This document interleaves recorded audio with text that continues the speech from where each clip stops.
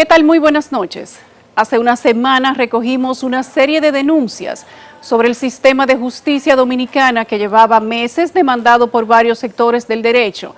Incluso una avalancha de miembros del mismo sistema de jueces de diferentes instancias, empleados administrativos y personal de la jurisdicción inmobiliaria nos abordaron para solicitarnos servirles de voz pública para que su situación fuera conocida y que sus reclamos fueran escuchados, en vista de que por más que se habían manifestado al interno de su institución, nadie les había hecho caso.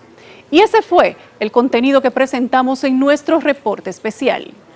Luego de conocer de cerca dichas denuncias y de indagar por nuestros propios medios hasta obtener una serie de sustentos confirmando que las mismas eran válidas, hicimos lo propio del ejercicio periodístico veraz, salir en búsqueda de la otra parte de la historia, por lo que en el intento de mantener el contrapeso y respetando la investidura de la Suprema Corte de Justicia, utilizamos las vías correspondientes para informarles que habíamos sido solicitados para estos fines, por lo que pedimos su posición o justificación, de modo que dicho reporte tuviera ambas caras de la verdad. Pero la respuesta de la Suprema Corte de Justicia fue reiteradamente negativa. Pese a que durante varias semanas solicitamos entrevistas a los actores mencionados por los denunciantes o a una voz autorizada del Poder Judicial para dar contrapeso a esas denuncias, la respuesta siguió siendo el silencio. Fuimos más allá y le solicitamos una respuesta por escrito a todo lo que íbamos a exponer y en esa ocasión se comprometieron a enviarnos esa respuesta escrita 2 días después, cosa que nunca sucedió. Con todas esas excusas, silencios y negaciones, comprendimos que el Poder Judicial no tuvo nunca la intención de dar respuesta a las denuncias que habíamos presentado, pero sí dan una rueda de prensa molestos porque la denuncia pública empaña la imagen de su presidente, según sus propias palabras.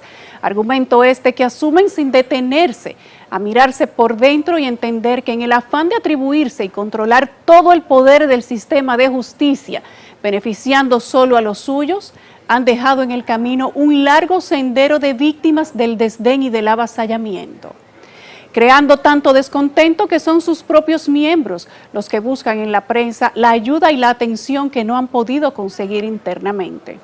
Además, olvidando que el papel de la prensa seria no es ser cómplice del poder. Desconocemos la intención de los denunciantes externos y nos desvinculamos de cualquier intención ulterior, pero denunciar es un derecho que les asiste y no se puede desvirtuar ni rechazar la importancia del mensaje sin investigarlo, simplemente porque no nos agrade el mensajero. Así no debe funcionar la autoridad, mucho menos si esa autoridad es quien debe impartir justicia. Iniciaremos este reporte especial presentando parte de lo que fueron las denuncias de nuestro programa anterior, las respuestas que dio una parte del Consejo del Poder Judicial y las preguntas que aún continúan en el aire. Ante esta denuncia, miembros del Consejo del Poder Judicial respondieron de manera directa que es el personal de la Suprema Corte de Justicia el que maneja la gestión de documentos y expedientes en el seno de ese órgano. Contrario a lo que se ha querido decir, no ha habido ninguna entidad privada relacionada con el manejo y gestión de expedientes.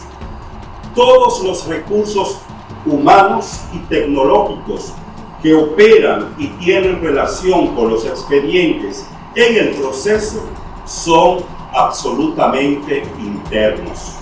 Con esta respuesta, el Consejo del Poder Judicial deja claro que quienes tienen acceso a la documentación cargada en la plataforma de servicio judicial son sus empleados. Por lo tanto, la pregunta que queda en el aire es cómo se explica que jueces consultados en confidencialidad confirmen que tuvieron casos en específico en algunas fases de ciertos procesos donde notaron que los expedientes que reciben han sido manipulados por alguien más sin que ellos puedan determinar de quién se trata y por qué esta denuncia ni siquiera prometen que será investigada. La respuesta de parte de los miembros del Consejo del Poder Judicial la pronunció el magistrado Fernando Fernández, aludiendo a los concursos de oposición como el medio por el que fueron contratados todos los directores, subdirectores y directores generales que han ingresado desde el 2009 al Poder Judicial. La entrada de todos los funcionarios en este poder del Estado obedece a la celebración de un concurso y nuestros directores generales han llegado a ocupar esas posiciones después de haber participado en un concurso de oposición. En cuanto a la diferencia salarial entre quienes llevan años laborando en el sistema de justicia y los nuevos funcionarios, según las denuncias de Sorún Hernández y el magistrado Recio Tineo, son desproporcionadas, Fernando Fernández dijo que eso no es nada nuevo. Si revisamos cuidadosamente el historial en el Poder Judicial, nos damos cuenta que la escala salarial de estos funcionarios siempre ha habido diferencias. No se da por primera vez. Pero además hay que resaltar algo muy importante. Y esto debe tenerlo en cuenta todo comunicador al momento de hacer referencia a esto. Esas decisiones se tomaron a unanimidad por el Honorable Consejo del Poder Judicial. No hubo disidencia. El comunicado del Consejo también respondió a los señalamientos sobre la llegada del equipo de colaboradores del magistrado Luis Henry Molina, justificando la contratación de quienes le han acompañado a lo largo de su paso por otras instituciones del Estado. Todos los puestos existentes son validados por informes de gestión humana y han sido parte de procesos de selección exhaustivos o concursos públicos aprobados por este Consejo bajo los estándares y rigores exigidos por las leyes para cada posición. Reiteramos, además, que la aprobación de todos estos procesos administrativos y procesos que tienen que ver con el personal, compras y contrataciones se han realizado de manera democrática y horizontal. Cabe señalar que los servidores que acompañan la gestión del Consejo en los órganos de apoyo son parte de un equipo de gestión que ha demostrado con probidad y eficiencia que es posible hacer un buen trabajo, tanto a nivel del Poder Judicial como en las demás instituciones en las que han estado. Pecan de ser eficientes y trabajar apegados a la ética, como ha sido patente en cada una de las instituciones, como lo he indicado. Sin embargo, no se refirieron a los casos de empleados del círculo cercano del presidente de la Suprema Corte de Justicia, que también son suplidores de la institución. En nuestro reporte especial de la semana pasada establecimos que pese a proponer una estructura para supuestamente reducir el número de oficinas y gerencias que reportan a la presidencia de la Suprema Corte de Justicia, lo que terminó ocurriendo no fue eso, sino lo contrario. La respuesta a esta denuncia la dio la magistrada Nancy Salcedo, quien no niega que la Oficina de Libre Acceso a la Información se haya convertido en una dependencia de la presidencia del Poder Judicial. Escuchemos. El Consejo del Poder Judicial el año pasado, de manera unánime, reestructuró todo lo que significa el staff del Poder Judicial. Y el acceso a la información, hay una unidad encargada de dar ese servicio y que se le está dando a todas las personas. En ningún momento esas personas que mencionaron ahí tienen que ver con el acceso a la información. En cuanto a la jurisdicción inmobiliaria, las denuncias que presentamos en el reporte especial fueron diversas y la primera giró en torno al llamado Consejo. Respecto a este tema, la magistrada Nancy Salcedo admitió no podía ser de otro modo la existencia de ese consejo y no negó la participación directa del presidente de la Suprema en ese órgano, mientras que el administrador general de la jurisdicción inmobiliaria, Jonathan Toribio, defendió el derecho del Consejo del Poder Judicial a crear el referido Consejo de la Jurisdicción Inmobiliaria, tal y como está consagrado en el artículo 29 de la Ley Orgánica del Poder Judicial número 28-11. La jurisdicción inmobiliaria es un consejo. Y el Consejo, por supuesto, está presidido por el presidente de la Suprema Corte de Justicia y del Consejo del Poder Judicial. Pese a que los miembros del Consejo del Poder Judicial hicieron estas declaraciones, no respondieron a interrogantes que siguen siendo preocupantes. ¿Puede el Consejo del Poder Judicial delegar parte de sus funciones a un órgano subordinado como el recién creado Consejo de la Jurisdicción Inmobiliaria?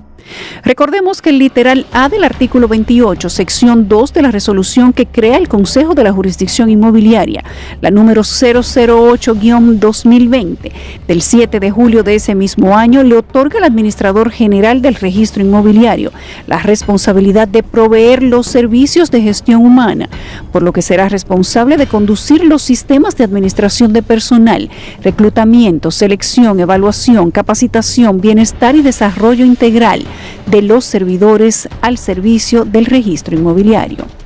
Otra de las interrogantes sin respuesta fue la aprobación que hizo el Consejo del Poder Judicial de transferirse 760 millones de pesos de dicha jurisdicción, aludiendo a una supuesta deuda desde el año 2008 que no figura en ninguno de los estados financieros del Poder Judicial. El consejero Leonardo Recio Tineo afirma que las consecuencias de esa decisión las sufren ahora los trabajadores de la jurisdicción inmobiliaria, pues afirma que esa dependencia no cuenta con fondos suficientes para cumplir con los pagos de nómina. No hay dinero en la jurisdicción inmobiliaria. Los 760 millones de pesos que desviaron con mi voto disidente y que consta en el acta, donde el consejero Leonardo Recio Tineo no aprobó las instrucciones siguientes que se detallan allá a continuación, en contra de ese consejo paralelo, ilegal y arbitrario e inconstitucional, que luego maneja el presidente de la Suprema Corte de Justicia, esos 760 millones más 464 mil millones de pesos. ¿Dónde está ese dinero? ¿A dónde fue a parar ese dinero? Ni a través del comunicado ni durante la rueda de prensa, los miembros del Consejo ni el administrador de la jurisdicción inmobiliaria aclararon los motivos por los que han sido desvinculados sin razón aparente registradores de títulos con hojas de servicio y una experiencia acumulada por más de 15 años en el Poder Judicial. No es posible que cancelaran 9 registradores en una sola acta, en una sola sesión del Consejo del Poder Judicial. Porque si tú pones el caso, por ejemplo, de Salcedo, ¿por qué votaron el registrador de títulos de Salcedo? No se sabe. Los abogados de Salcedo y esa población reclama que sea repuesto en sus funciones. Pero no ese saben, registrador. ¿Cómo Entonces, que no se sabe? ¿No lo saben ustedes o que no le dieron un documento? El motivo de la desvinculación no dice por conveniencia institucional. La rueda de prensa ofrecida por el Consejo tampoco sirvió para explicar por qué no se investigaron las denuncias realizadas por el ex inspector de jurisdicción inmobiliaria Gersi Mateo Medina. Recordemos las denuncias que hizo este abogado agrimensor en su carta de renuncia al Poder Judicial. Gersi Mateo Medina explica en su carta de renuncia que en varias investigaciones que adelantaba sobre presuntas irregularidades cometidas por funcionarios de la jurisdicción inmobiliaria, su labor fue imposibilitada y torpedeada, por lo que afirma que fue una serie de eventos que se inclinaban a actos de corrupción administrativa. Gersi Mateo Medina, quien se desempeñó en al menos 7 cargos desde su ingreso al Poder Judicial el día 1 de mayo del 2013, narra, por ejemplo, el caso de la investigación extraordinaria identificada con el número AE-DRMC-0196, que según él explica podría comprometer la responsabilidad disciplinaria del director nacional de mensura catastral Ridomil Alejandro Rojas Ferreira. Se trata de una investigación por la aprobación de manera presuntamente irregular de los trabajos de deslinde, subdivisión y eliminación de una parcela que consta en el expediente de mensura que termina en el número 1119, pero sobre la cual ya existía un proceso de deslinde anterior, según denunció el abogado del Estado Gedeón Platón. En relación a este caso, según la denuncia del ahora ex inspector del Poder Judicial en su renuncia, el mismo solicitó mediante oficio a través del mismo inspector general del Consejo del Poder Judicial el historial catastral de esta parcela y le pidió al director nacional de mensura catastral, el señor Rojas Ferreira, como responsable del área, todas las trazas dejadas en los sistemas de mensura para la aprobación del expediente. Es decir, como inspector judicial y según deja por escrito en su carta de renuncia Mateo Medina, en la investigación iniciada tras la denuncia del abogado del Estado, Gedeón Platón, él requirió los datos del usuario en el sistema de consulta de la jurisdicción inmobiliaria, el sistema para el control de recepción y entrega de expedientes de mensura, el sistema cartográfico y parcelario y la plantilla base utilizada para la generación de oficios de mensura al momento de la aprobación del expediente. Según describe en su carta, la respuesta recibida omitió datos tan relevantes como el nombre del supervisor que asignó el expediente, el nombre del técnico revisor que lo aprobó y el operador GIS que controló dicho expediente. No fue sino hasta que la Inspectoría del Poder Judicial le exige mediante el oficio 115-19, el director nacional de mensura catastral, el 23 de agosto de ese mismo año, que remita los datos de los funcionarios involucrados en la aprobación de dicho expediente. Según la carta de renuncia de Mateo Medina, la respuesta que envió el director nacional de mensura catastral explicaba el por qué había omitido tan importantes datos, y es que el funcionario que aprobó el denunciado expediente fue el propio Ridomil Alejandro Rojas Ferreira. Pese a esa revelación, que según el denunciante mostraba la actualización irregular del actual director nacional de mensura catastral sobre una parcela propiedad del Estado, el Consejo del Poder Judicial no le permitió al entonces inspector del Poder Judicial que pudiera entrevistar a Ridomil Rojas para que explicara el por qué aprobó el deslinde, subdivisión y eliminación de una parcela de propiedad del Estado que ya había sido objeto de tales procedimientos. Y como este caso, la carta de renuncia del ex inspector judicial Mateo Medina presenta otras 3 denuncias más, en las que detalla presuntos casos de encubrimiento, de irregularidades, fallas y vicios en investigaciones de la Inspectoría del Poder Judicial, conflicto de intereses en funcionarios de la jurisdicción inmobiliaria y fallas de disciplina que según su carta no fueron atendidas por el Consejo del Poder Judicial. Hay un informe del inspector Herzi